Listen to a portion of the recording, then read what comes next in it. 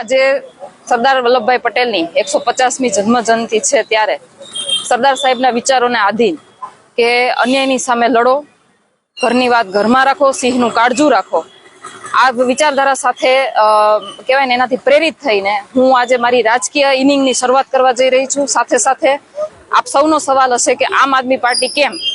તો માનનીય અરવિંદ કેજરીવાલજી એની જે વિચારધારા છે એ પણ એક કહેવાય ને કે મારી જેમ ક્રાંતિકારી વિચારધારા છે। એ જનતા માટે કંઈક કરવા માંગે છે અને તમે એના પરિણામો અલગ અલગ રાજ્યોમાં જોયેલા પણ છે।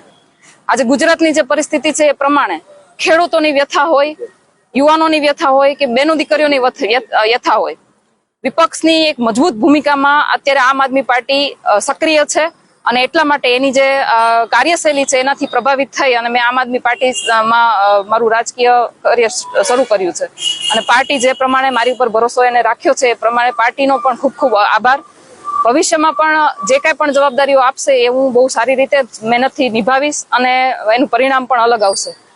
સાથે સાથે તમને બધાને પણ કહેવા માંગુ છું, ખાસ કરીને ભાજપમાં જે કાર્યકર્તાઓ છે એમને ખબર છે કે ભારતીય જનતા પાર્ટીમાં જે વર્ગ વિગ્રહ ચાલી રહ્યો છે અને કહેવાય ને કે અમુક ઘણા એવા નેતાઓ છે કે જે વંડી ઉપર બેહીને બે બાજુના દ્રશ્યો જોઈ રહ્યા છે કે ભારતીય જનતા પાર્ટીમાં સારું થશે કે આમ આદમી પાર્ટીમાં સારું થશે, જેમાં સારું થશે ને એમાં ઠેકડો મારી જશું।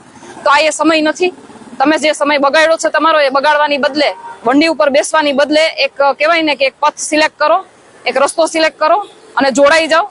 કારણ કે ભારતીય જનતા પાર્ટીએ તમને લોકોને શું આપ્યું છે અને તમારી શું કદર કરી છે એ તમને બધાને ખબર છે।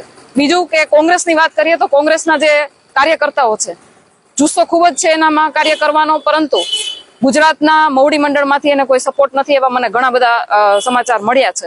તો હું એવા લોકોને પણ કહેવા માંગુ છું કે જે પણ પાર્ટીમાં હોય અને જેને ખરા અર્થમાં જનતા માટે કામ કરવું છે, ખરા અર્થમાં જનતાના હક માટે લડવું છે, એ તમામ લોકો આમ આદમી પાર્ટીમાં આવકાર્ય છે।